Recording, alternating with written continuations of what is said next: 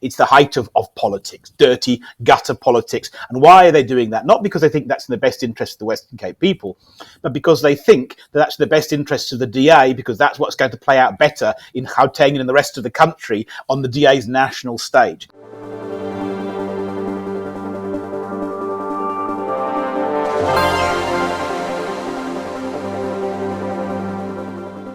Hello, ladies and gentlemen. Welcome to News in 5. I'm your host, Joe Emilio. Thanks for tuning in. And today's episode is going to be a little bit different. Might be longer than 5 minutes because I have a guest on the show after hearing that, there's been a bit of changes at CIAG. You guys will remember Phil Craig, who was the spokesperson there. He's now become a political leader, or the leader of a new political party called the Referendum Party, or RP for short. I know, what?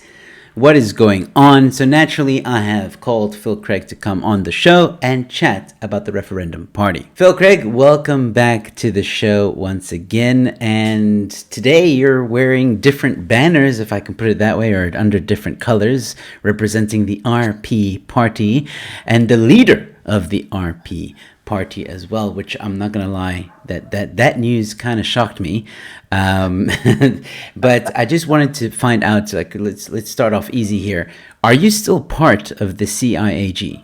Yes, so think of the Referendum Party. Obviously, it's a separate legal entity, but to all intents and purposes, think of the Referendum Party as a CIAG project. The CIAG continues; it continues with its mission. But actually, you know, we've employed various things. We've marched, we've petitioned, we've done lots of different things.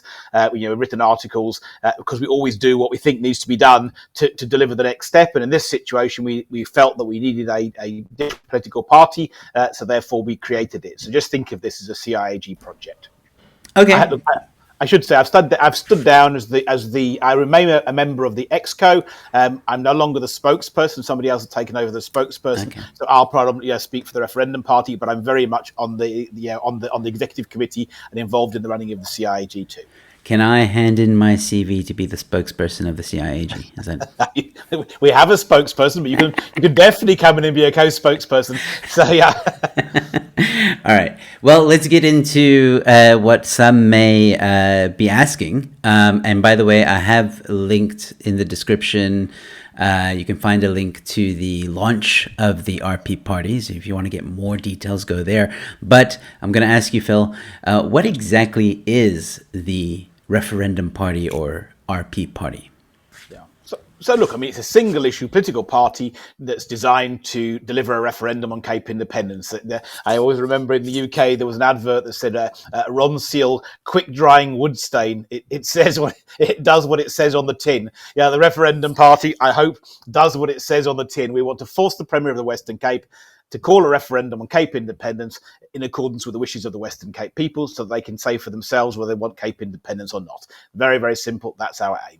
Well, it sounds very simple. I don't know if anybody knows this, but I stirred a little bit on social media, specifically Twitter, because I stand by this. Like, I am skeptical now that you're a political leader, a politician. It makes you a politician. When you step into the arena of politics, I believe politics can change someone very easily. You can get caught up in the game of politics. So my next question to you is, how can you give us assurance that you're not going to be caught up in that game of politics and that the party will actually deliver on what it says it's going to deliver on? Look, you're just going to have to judge me on my merits. Here I'm at day one. What am I going to say to you? I can make you every promise under the world. So just hold me accountable at the end rather than the start. This is a different thing. I have to say, it's much, much harder to run a political party than it is to run a lobby group. We know that. This in many ways has been an act of last resort. I have resisted the urge to put a party for several years. But I mean, we've got to that point. Look, effectively, the DA have called our bluff, haven't they? They promised us a referendum. They've broken their promise. We've gone to Windy and said, right, you've got 7 days, yes or no. Here's a letter signed by 30,000 voters. No more bullshit. No more dragging it out. Are you going to keep your promise and call a referendum? Or are you going to break your promise and not call a referendum? And Windy said, well, we're going to break our promise and not call a referendum. So there we are. So what do we do? Go away with our tail between our legs, or we come back and hit them with our best shot? And we want to come back and hit them with our best shot. We'd obviously made plans in advance. And you know me from my time at the CIAG. At the end of the day, nothing is guaranteed in life. I can't make promises. I can't see into the future. But you know that when we do something, we go at it full on, and we go with the best of our ability, and actually we bring as much professionalism as we're able to do. And that's where we are with the Referendum Party. We're here we're here to win. We're here to deliver a referendum. Now, I can't tell you the future. Of course, it's a tall order. It's not going to be easy, but in many ways, Cape Independence supporters now have to decide what they want to do, and are we going to stand together and to force a referendum, or are we not? And we can't make people decide, but what we can do is make it easier for them. We can inform them, and we can create as much activity around that as possible, and kick open the door and hope that people will walk through with us. Yeah. So, and I believe we can. I should say, I do believe we can. I think another important question, this goes more of a two-part question, sort of. So there's already like a lot of political parties, like a lot. We all know this. Now there's another one, Referendum Party. Okay, fine. You're there to pressure the DA and get them to deliver on what they promised on. I get that. But what's the difference between you guys and Cape Independence Party? I mean, we already have Cape Independence Party. They've been around for a while. They tweeted that, this would divide voters rather than be a good thing towards the movement. So what are your thoughts on that? No, look, and I'm going to answer you. I'm going to answer you politically, See, the trust is already broken, Phil. but I hope that when I do so, you'll see that I'm coming from a position of integrity rather than not. So look, as you know, the Cape Independence Party has been a long time ally of ours. Okay, they're pissed off because we've organised a party. They're ranting a bit on social media, and we have to decide how to respond. And what I've decided to do is not get involved. I'm not going to get involved in a mudslinging contest. I know why they're disappointed. I get that they're pissed off. And maybe if I was in the Cape Independence Party, I would be pissed off too. So fair enough. Have your say. Call me what you want to call me. That's good. That's all right. I'm not going to fight back. You can say what you want to say. The reality is this: we had to sit down and say, right, Cape Independence is a matter of absolute utmost importance for us and our future and our family. We've fought for this for years. We've done everything. We need to win. We don't need to take part. We need to win. Can you honestly put your hand on your heart and say, look, you know what, there's no need for another Cape Independence Party. Cape Independence Party, you've got this. And that's the issue. And it's a horrible situation to take. And I get why they're pissed off with us, but they aren't going to get it done. That's the problem. And they say, look, you're going to divide the vote. And without being horrible, if they had a vote to divide, we wouldn't have an issue. 8,000 votes is not going to deliver Cape Independence. We need collectively as a movement about 150,000 votes, and unfortunately, as you say, Cape Park has been around a long time. It isn't going to deliver. I can sit here and tell you all of the issues. I know exactly, we've analysed it, we know what the issues are, but I'm not going to do it, because if I do that, I will be insulting an ally. I'm not going to get into that thing. And people who know me know I love my Winston Churchill quotes, and one of them says, it says, if I stop to argue at every dog that barks at me along the way, I'm never going to reach my destination. Our mission is not a fight with the Cape Independence Party. It's not to steal 8,000 votes from them. Our mission is to deliver 100,000 votes to make a material difference. We're after taking votes away from the DA to force the hand of the DA. And, if it turns out that at the end of this election, the Cape Party get 100,000 votes and we get none, I'll be just as happy. That I have got no axe to grind with the Cape Party or anybody else. But we have to get this done. It's too important to fail. There are reasons why the Cape Party hasn't succeeded. Let's just say that. Now, I'm not going to air our dirty linen in public, because that would be unhelpful to anybody, and that's why I'm not choosing to respond. But you know as well as I do what the issues are. As entertaining as it would be to hear all of the dirty laundry, I think that is a very diplomatic answer and political answer and fair answer. It is a fair answer. For once, there's no bickering on social media, as we've seen with DA and other political parties that like to go on social media and bicker all the time. It's also not a good look for either party. So in that way, I do commend you for that. Last question for the interview, and I think this is just a concerning or question coming from a place of concern. So you guys need 100,000 voters, right? Some say, and I've seen some of the stuff you guys are putting out, some of those votes are going to come from the DA because the DA supporters support CapeIndependence and all that. As we get closer to this 2024 election, though, I worry that some of these DA voters, while they might want CapeIndependence, they might be thinking, geez, I've got to give this vote to another party who I don't really know that well, who, yes, have done great things, or you, Phil, have done great things for the movement, for the CapeIndependence movement. But at the same time, I think South Africans are still wary when it comes to political parties. And I'm worried that some of them might think, well, better I choose the devil I know than rather the devil I don't know.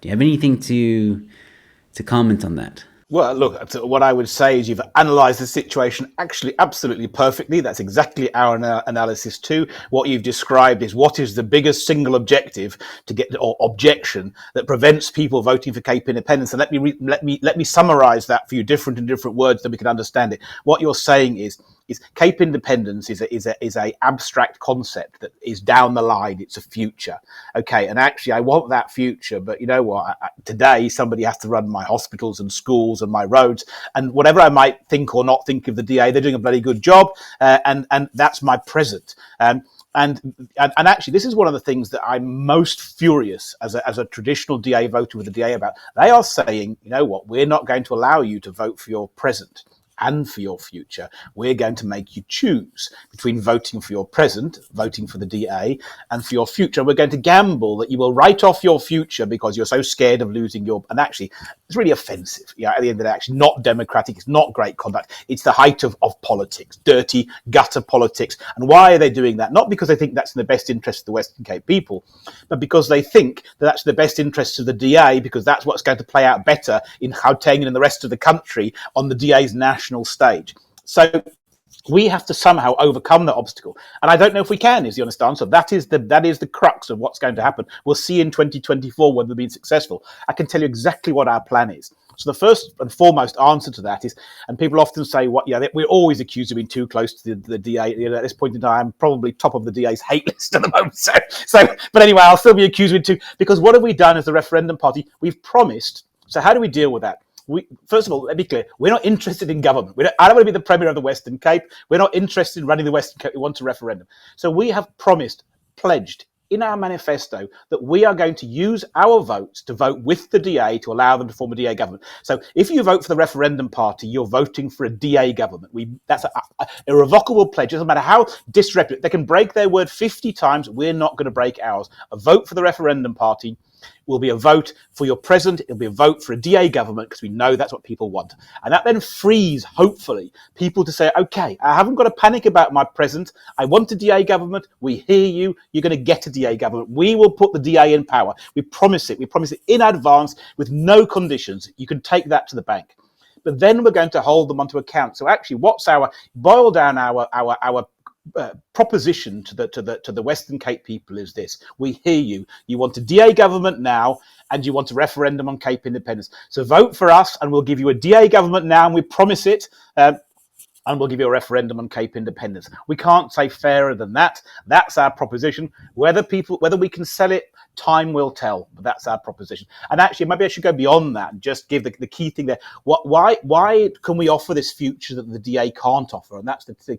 And that is, we've got this one election slogan, which is really critical, which is a DA government in Cape Town isn't going to save you if an ANC government in Pretoria makes all of the decisions. And the problem is, we've got this DA government who's got no control, has got no power. We can't control policing. We can't control our borders. We can't stop illegal migration or illegal land invasion. We can't decide how our tax money is spent. We've got all of these things that this DA government that you want to govern you cannot do. So we're actually trying to give more power to the DA. But what we're saying is, look, you know what? We're not really interested in national politics, and you have to kind of put your political ambitions nationally to one side, and in the Western Cape, you have to act in the best interest of the Western Cape people. So that's a long answer, but hopefully that makes it very, very clear where we stand. No, it does. And, I just want to say before we end off, I highly respect all the work you've done at CIAG. Since CIAG has come into the picture, you've definitely made the topic of Cape independence in the minds of people or citizens in the Western Cape. People talk about it at braais and at parties, and it's definitely garnered a lot of traction. And that is, in my opinion, all credit to you. So I always give that credit to you, Phil. And going on that track record, I do think that if there is a guy who can do that, who can push a political party and keep them in check and hold them accountable for a promise that they were supposed to keep, that man is you. So I do wish you the best of luck with the RP party. I feel a little bit better. I'll be honest. I feel a little bit better. Still a little bit skeptical, but I feel a little bit better about the situation. And I do wish you all the luck in the world. I won't commit just yet if you got my vote. I'll watch you for a little bit. I'm sure I'm going to have you back on the show. So, Phil, once again, thank you so much for your time. Pleasure, and you. It's always a pleasure. Thanks, Joe. And there you have it, ladies and gentlemen. Let me know your thoughts in the comment section below. Are you going to vote for the RP party? I'd really like to know. Or just let me know what you think of the party. Do you think we need another political party? I don't know. Let me know your thoughts. Anyways, if you enjoyed this content, you might enjoy these videos. Don't forget to leave a like on this video. Share it far and wide. And don't forget to subscribe to the channel. I've got more content coming your way. And with all that being said, ladies and gentlemen, thanks for watching. I'll see you at the next one. Cheers.